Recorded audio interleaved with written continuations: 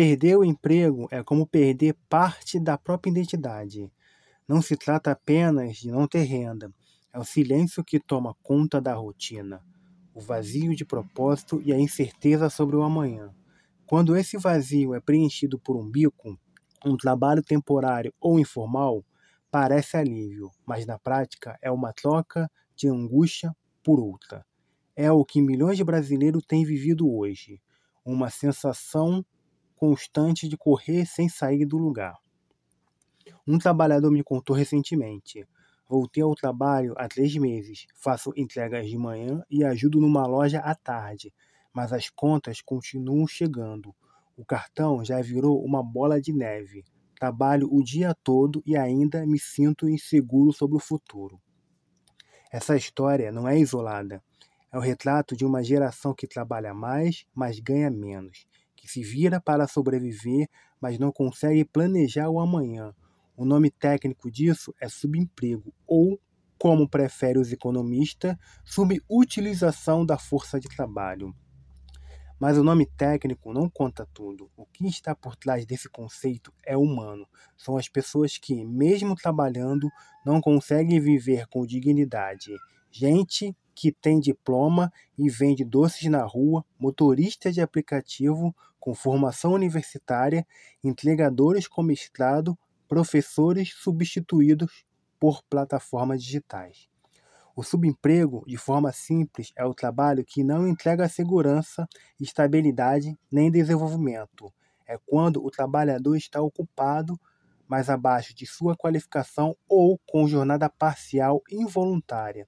É a economia dizendo: você está empregado, mas a vida dizendo o contrário. E aqui está um ponto central.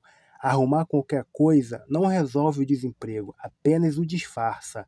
Reduz o número frio das estatísticas, mas mantém a vulnerabilidade. A pessoa deixa de ser desempregada no papel, mas segue sem proteção social, sem perspectiva e sem renda suficiente para viver. A Organização Internacional do Trabalho define emprego digno como aquele que oferece salário justo, proteção social, condições seguras e oportunidades de crescimento. Tudo o que falta no subemprego. A diferença entre um e outro é, no fundo, a diferença entre sobreviver e viver. E as consequências vão além da economia. Um país com alto nível de subemprego produz uma sociedade cansada, famílias endividadas, jovens desmotivados, profissionais sem tempo para estudar ou cuidar da saúde. É um ciclo que se retroalimenta. Baixos salários reduzem o consumo baixo desestimula a produção estagnada limita novos empregos. Os dados mostram isso com clareza, mesmo quando o desemprego cai. A taxa de subutilização, que inclui os que trabalham menos do que gostariam ou em condições precárias, continua alta, oscilando entre 16% e 24% no Brasil nos últimos anos. São milhões de pessoas presas entre o desalento e o improviso. Mas há outro efeito ainda mais invisível, o psicológico. O trabalho não é só uma fonte de renda, é um elemento de identidade e pertencimento. Quando ele se torna frágil, o indivíduo também se fragmenta. Estudos mostram aumento da ansiedade, da depressão e da sensação de impotência entre os trabalhadores subempregados. O que começa com o esforço de sobrevivência termina em esgotamento emocional. Por isso, esse é um bom momento para pedir. Se o conteúdo faz sentido até aqui, curta o vídeo, compartilhe e se inscreva no canal. É isso que mantém o projeto vivo e ajuda a espalhar discussões que normalmente não ganham espaço na mídia tradicional. O problema é que a estrutura do mercado de trabalho mudou e as políticas públicas não acompanharam. Vivemos um modelo onde o qualquer coisa virou padrão. Plataformas digitais transformaram o trabalhador em código e o risco, antes dividido entre empresa e Estado, agora recai inteiro sobre o indivíduo. Essa tendência cria o que os especialistas chamam de armadilha da informalidade.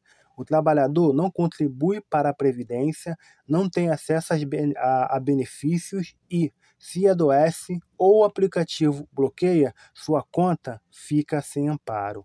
É o mercado da urgência onde tudo é temporário, inclusive o futuro. Mas o que seria uma alternativa real? A resposta está na qualidade do emprego e não apenas na quantidade.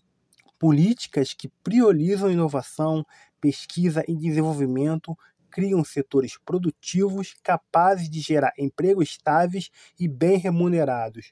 Quando o Estado investe em ciência, tecnologia e educação técnica, alinhadas a demandas reais do mercado, abre-se um caminho concreto para sair da precariedade.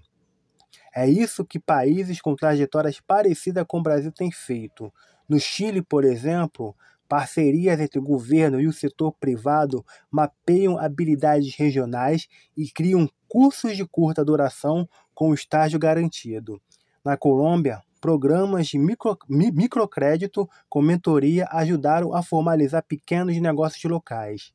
Em Portugal, políticas de requalificação profissional baseadas em dados reduziram o descompasso entre formação e vagas disponíveis. No Brasil, o desafio é transformar essas boas ideias em política contínua e não em promessas de campanha. Isso exige coordenação entre gestores públicos, empresas e escolas técnicas. Cursos sem vínculo com o mercado geram frustração, mas cursos orientados por inteligência de dados e com conexão direta à empregabilidade podem mudar vidas. Outro ponto essencial é combinar proteção social com qualificação. Renda básica e auxílio temporário não devem ser vistos como gastos, mas como investimento em estabilidade social. Uma pessoa que tem o mínimo garantido pode se qualificar, procurar emprego e melhorar sua condição de vida. Sem isso, o foco diário é apenas sobreviver. E há algo que precisa ser dito com honestidade. Não existe inclusão produtiva sem saúde mental. Nenhum curso técnico ou política pública será eficaz se o trabalhador estiver esgotado, endividado ou sem esperança. Por isso, o acolhimento psicológico e o apoio comunitário deve ser parte central das estratégias de emprego.